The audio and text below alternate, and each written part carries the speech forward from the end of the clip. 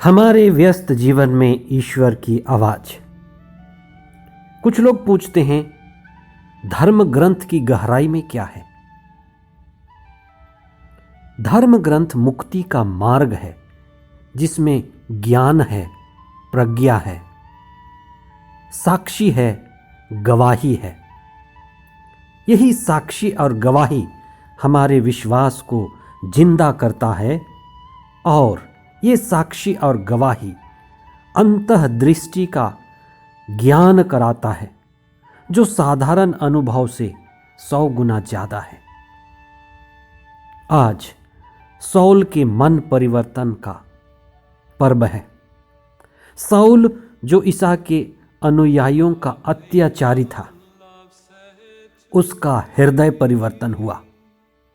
अत्याचारी से शक्तिशाली प्रचारक, विश्व स्तरीय प्रचारक बन जाना एक बड़ा अद्भुत और रोचक वृतांत है। उन्होंने यहूदियों और यूनानियों को एक किया। आज हम भी विभिन्न स्तर पर विभाजित हैं, खंडित हैं। ईसा की एक प्रार्थना आज बहुत महत्वपूर्ण है, जो उन्होंने अपने शिष्यों के लिए किया था। वे सब के सब एक हो जाएं। Let there be one. तीसरा सामान्य सप्ताह 25 जनवरी 2022 मंगलवार। पहला पाठ प्रेरित चरित अध्याय 22 पद संख्याएं 3 से 16 तक और संत मार्कुस का सुसमाचार अध्याय 16 पद संख्याएं 15 और 16। आपने कई बच्चों को दौड़ते हुए गिर जाते देखा होगा। बच्चों का गिरकर उठना बड़ा स्वाभाविक माना जाता है। उन्हें चोट भी कम लगती है और लगती भी है तो जल्द ठीक हो जाती है। लेकिन जब बड़े गिरते हैं, बूढ़े गिरते हैं, तो बड़े बूढ़ों का गिरना बड़ा गंभीर होता है। बड़े गिरते और उनका भारी शरीर गिरता है। उनका गिरना असाधारण है। आज हम सौल का घोड़े पर से गिरकर पौल बन जाने का पर्व मनाते हैं। आज उनके हृदय परिवर्तन का पर्व है। वह वास्तव में गिरा नहीं था, ईश्वर द्वारा गिराया गया था।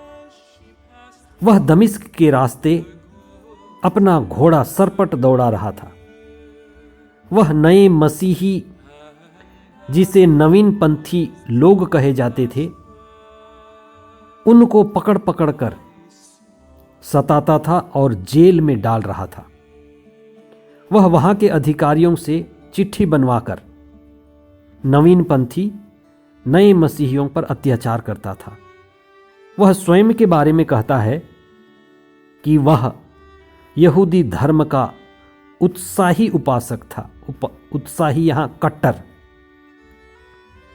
और यह उसकी धर्मांधता थी, धर्म में अंधापन। ईसा के भक्तों पर वह घोर अत्याचार किया। और एक दिन जब सौल घोड़े पर से दमिश्क जा रहा था, वह कहता है कि स्वर्ग से उसे प्रकाश दिखाई दिया और वह जमीन पर गिर पड़ा। प्रभु का वचन यह नहीं कहता कि उसका पैर टूटा या हाथ टूटा या सिर फूटा, लेकिन प्रभु का दिव्य वचन कहता है कि वह तेज प्रकाश देखा, गिरा और अंधा हो गया। ये अंधा हो जाने पर हम चिंतन करें। वह आवाज तो सुना जो ईश्वर की ओर से था। ईश्वर ने उससे सवाल पूछा कि तुम मुझे क्यों सताते हो? ईसा की आवाज थी।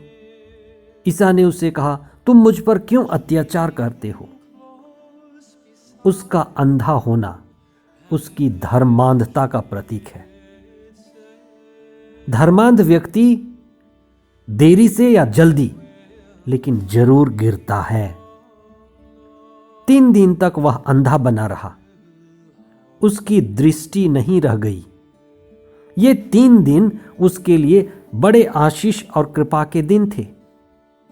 उसी समय उसे एहसास हुआ कि वह धर्मांधता में यह सब कर रहा है। उसी अंधेपन में उसको अपने फरीसी होने का एहसास हुआ और उसको फरीसी होने का जो अहंकार और घमंड था वो टूटा।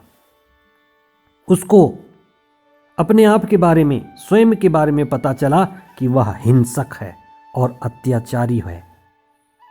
3 दिन बाद जब एक धर्मात्मा जिसका नाम अनानियस था उसके पास आया और उसके लिए प्रार्थना किया, तब सौल बपतिस्मा लिया और वह वास्तव में सौल से पौल हो गया। उसी समय उससे अंतःदृष्टि मिली। यह महत्वपूर्ण बात है जिस पर आप चिंतन करें। हृदय परिवर्तन में सौल जो पौल बना उससे अंतःदृष्टि मिली। यही हृदय परिवर्तन है। अंतःदृष्टि यानी दिव्य दृष्टि, समग्र दृष्टि, सम्यक दृष्टि, आदि से अंत तक का ज्ञान, जड़ से चेतन तक का ज्ञान, सत्य को सत्य की तरह देखने की कला। अंतःदृष्टि वास्तव में ईश्वर की ही दृष्टि है जो ईश्वर हमें देता है। वही हृदय परिवर्तन भी कर सकता है। और वह अत्याचारी से प्रचारक बना। यह सबसे बड़ा शक्तिशाली साक्ष्य है। बाइबल में अगर कोई सबसे बड़ा शक्तिशाली साक्ष्य है तो सौल का पौल बनना है। वह गैर यहूदियों के बीच ईसा की शिक्षा को लेकर पहुंचा और जो पहले उन्हीं को सता था उन्हीं के बारे में प्रचार करने लगा। धर्म ग्रंथ में जितना उनके पत्रों को स्थान मिला, जितना उन्होंने पत्र लिखा और उसको महत्व मिला है, उतना किसी को नहीं मिला है। इसीलिए ये बात भी चिंतन करने वाली है कि सौल से पौल बनना बाइबल की सबसे रोचक और अद्भुत घटना है।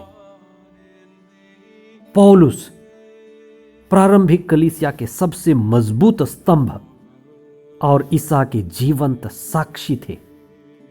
आज का सुसमाचार हमें संदेश देता है कि हमें सारी सृष्टि की देखभाल करनी है, न केवल मानव जाति की, न केवल मानव मूल्यों की, लेकिन मानव जाति से, मानव मूल्यों से जुड़े हुए पर्यावरण की भी। सारी सृष्टि में जल आता है, थल आता है, आकाश आता है, पानी की सुरक्षा,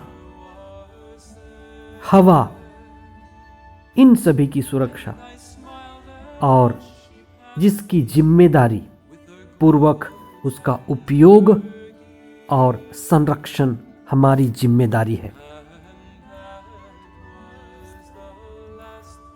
18 जनवरी से 25 जनवरी तक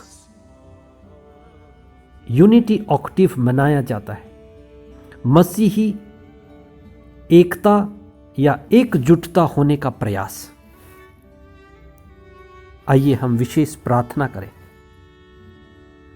हे प्रभु, हम धर्म के नाम पर, जाति और समुदाय के नाम पर कितने विभाजित हैं, विखंडित हैं, बिखरे पड़े हैं। हमें तेरे पवित्र आत्मा के प्रज्ञा की जरूरत है। सभी लोगों को आप प्रकाश और सद्बुद्धि प्रदान कीजिए कि हम जहां हैं वहीं से एकता की ओर बढ़ें, सही सुनुता बढ़ाएं, मानव मात्र की एकता के लिए काम करें। और जैसे प्रभु यीशु ने अपने शिष्यों के लिए प्रार्थना किया, हम सभी धर्म, जाति, समुदाय, संप्रदाय के लोगों के लिए प्रार्थना करें कि वे सब के सब एक हो जाएं। हम यह भी देखें कि हमारी जिंदगी का घोड़ा किस ओर सरपट दौड़ रहा है, अच्छाई की ओर, सच्चाई की ओर या धर्मांधता की ओर, बुराई की ओर। पवित्र आत्मा हमें प्रज्ञा, बुद्धि और बल प्रदान करे और हम वही करें जो ईश्वर की इच्छा है। ये प्रार्थना हम करते हैं हमारे प्रभु ख्रिस्त के द्वारा। आमीन।